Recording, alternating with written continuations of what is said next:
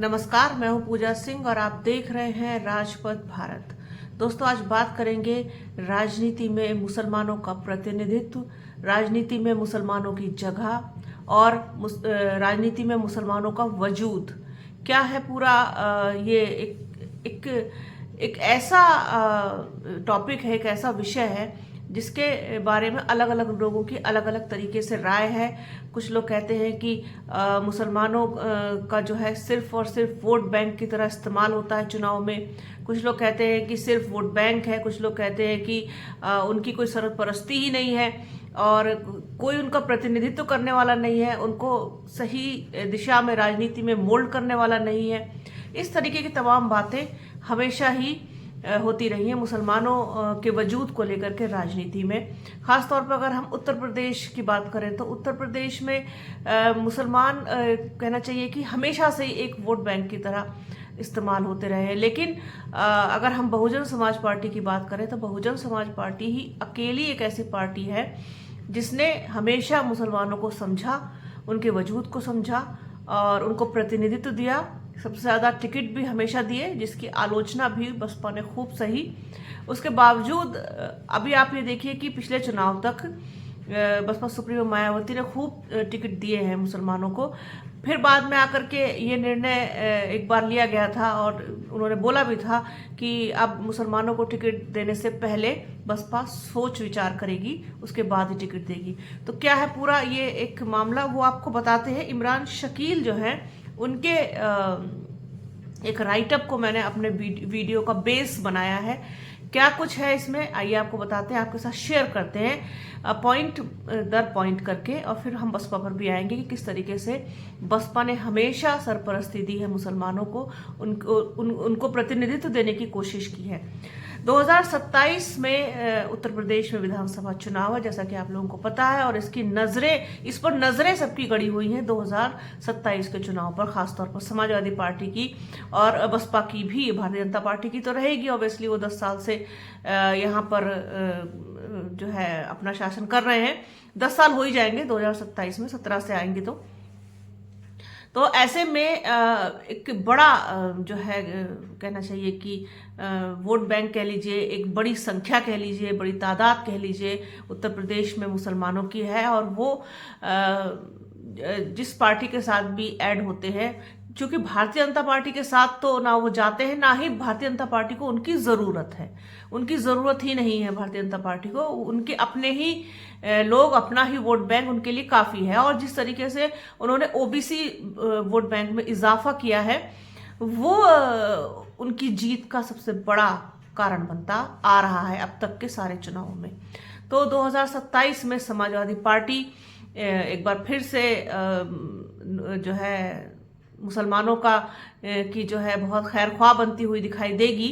और हो सकता है कि मुसलमान अपना दिल इस बार भी ना चेंज कर पाए और वो सपा के साथ ही जाते हुए दिखाई दे।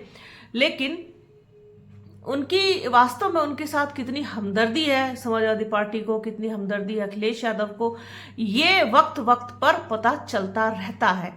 टिकट नहीं मिलते हैं, कोई समस्या हो जाती है, कोई परेशानी हो जाती है, कोई उत्पीड़न हो जाता है, तो बहुत जल्दी कोई प्रतिक्रिया समाजवादी पार्टी की तरफ से मुसलमानों के लिए नहीं आती है। वो नमाज बोलते हुए कतराते हैं, उसकी जगह पर प्रार्थना का इस्तेमाल करते हैं, शब्द का इस्तेमाल करते हैं। तो ये बहुत सारी वजह हैं जो मतलब मुसलमान जो कम्युनिटी है उसको सोचने पर मजबूर तो करती हैं, पर वो सोच नहीं पाता, पता नहीं क्या वजह है। खैर, 2027 उत्तर प्रदेश विधानसभा चुनाव में मुस्लिम राजनीतिक तौर पर उपेक्षित होंगे। प्रतिनिधित्व अपने न्यूनतम स्तर पर होगा। कैसे और क्यों, आइए जानते हैं। उत्तर प्रदेश में जिस तरह की राजनीतिक परिस्थितियां बनती जा रही हैं, उसके आधार पर तो यही लगता है कि मुसलमान राजनीति में अभी और हाशिए पर आएंगे, अभी और उनकी उपेक्षा होना बाकी है। उनके रिक्त स्थान की पूर्ति दलित और पिछड़े करेंगे। सबसे पहले बात भाजपा की करते हैं, भारतीय जनता पार्टी की, कि उनका इस पूरा जो एजेंडा है, पूरा जो मामला है, उस पर वो क्या सोच रखते हैं अपनी। भाजपा और मुसलमानों का एक दूसरे से विपरीत रिश्ता है। अगर भाजपा मुस्लिम को टिकट दे तो उस प्रत्याशी को ना तो मुस्लिम वोट देंगे और ना ही हिंदू। भाजपा ने कश्मीर और हरियाणा में मुस्लिम बहुल कई जगह टिकट देकर दिए, लेकिन उनके प्रत्याशी हार गए। तो भाजपा में तो नो एंट्री है मुसलमानों के लिए। अब बात कांग्रेस की करते हैं। कांग्रेस का उत्तर प्रदेश में कोई कोर वोटर नहीं है। देखिए, जिसका कोई कोर वोटर होता है उसके साथ ही लोग जुड़ने में ज़्यादा कंफर्टेबल होते हैं, उनके साथ जाना चाहते हैं कि इनका एक तो अपना खुद का वोट बैंक है, इनका अपना बेस है, उसके साथ हम जुड़ेंगे तो प्लस होंगे और चीज़ें ठीक होंगी। तो वो चीज़ तो होती हुई दिखाई देती नहीं है कांग्रेस के साथ उत्तर प्रदेश में, इसलिए थोड़े बहुत ही मुस्लिम वोट देते हैं कांग्रेस को उत्तर प्रदेश में विधानसभा के चुनाव में। अगर प्रत्याशी भी मुस्लिम होगा तो वोट कौन करेगा? अकेले कांग्रेस जीत नहीं सकती। अगर सपा से गठबंधन हुआ तब सपा का कोर भी मुस्लिम, कांग्रेस का कोर भी मुस्लिम और मुस्लिमी प्रत्याशी। ऐसी स्थिति में ध्रुवीकरण होगा जिसका लाभ जो है वो भारतीय जनता पार्टी को सीधे सीधे तौर पर होगा, इससे इनकार नहीं किया जा सकता। तो यहां भी निराशा हाथ लगती है। अब बात करते हैं समाजवादी पार्टी की। समाजवादी पार्टी ने हमेशा बसपा की तुलना में मुसलमानों को कम टिकट दिए हैं। समाजवादी पार्टी का 2022 और 2024 का टिकट वितरण इस बात को बताता है कि ध्रुवीकरण से बचने के लिए सपा ने मुस्लिम बहुल सीटों से भी टिकट काटकर दलित, पिछड़े और अति पिछड़ों पर दांव लगाया। सपा का यह प्रयोग काफी हद तक सफल भी रहा। जैसे कि 2022 में मुस्लिम बहुल शेखुपुर से हिमांशु यादव और मुस्लिम बहुल असमौली जो सीट थी, पिंकी यादव जीत गए 2022 में। जैसे 2024 में मुरादाबाद से रुचि वीरा और आंवला से नीरज मौर्य जीत गए। जबकि इन चारों सीटों पर बसपा ने मुस्लिम प्रत्याशी दिए थे।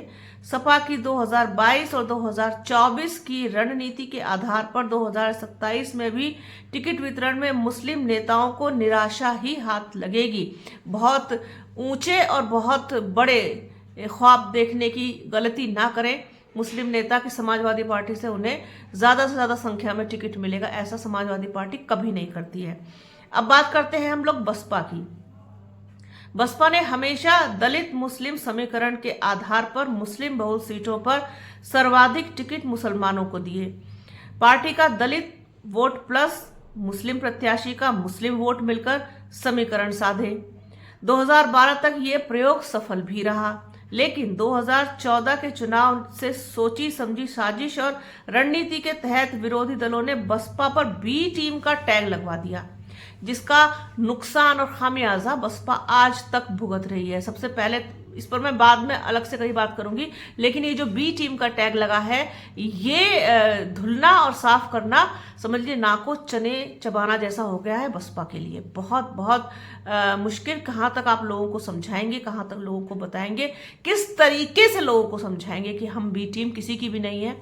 तो ये जो टैग लगा, ये सोची समझी साजिश के तहत टैग लगवाया गया। उसका नतीजा यह हुआ कि 2014 में, 2017 में, 2022 में और 2024 में मुस्लिम समाज ने बसपा को वोट नहीं दिया। कई मुस्लिम बहुल निर्वाचन क्षेत्रों में बसपा के इकलौते मुस्लिम प्रत्याशी की करारी हार हुई। अभी हालिया दिल्ली विधानसभा चुनाव में बसपा के टिकट वितरण को देखिए। किसी भी मुस्लिम बहुल सीट पर बसपा ने बी टीम के दुष्प्रचार के कारण टिकट नहीं दिया है। ऐसा संकेत लग रहा है कि बसपा 2027 में मुसलमानों की जगह दलित, पिछड़े और अति पिछड़ों को टिकट देगी। अब बात 70% से ऊपर मुस्लिम आबादी वाले विधानसभा क्षेत्रों की। ऐसी सीटों पर समाजवादी पार्टी, मजलिस और आसपा के मुस्लिम प्रत्याशियों के बीच संघर्ष होगा, जिसमें भाजपा की सीट निकलने के चांस ज्यादा रहेंगे। एक बात और आपको बताएं कि बसपा के सामाजिक न्याय यानी सोशल इंजीनियरिंग और सोशल जस्टिस के टिकट वितरण में हमेशा मुसलमानों के लिए जगह रही है, लेकिन भारतीय जनता पार्टी को सामाजिक न्याय के आधार पर टिकट वितरण करते समय मुस्लिम सीटों पर दलित, पिछड़े और सवर्णों में ही टिकट बांटना है। उदाहरण के तौर पर पीलीभीत जिले में कुल 4 विधानसभा सीटें हैं, 1 रिजर्व और 3 अनरिजर्व्ड। 2007 में तीनों अनारक्षित सीटों पर मुस्लिम विधायक थे। पूरनपुर और बीसलपुर में बसपा ने विधायक अनीस खां और अरशद खां, सदर में सपा के हाजी रियाज अहमद 2022 में मुस्लिम विधायक शून्य है। इसका कारण क्या है? बसपा ने बीसलपुर विधानसभा सीट से अपने 3 बार 1996, 2002, 2007 के विधायक और 2007 बसपा सरकार में स्वतंत्र प्रभार मंत्री रहे अनीस अहमद खान को टिकट दिया।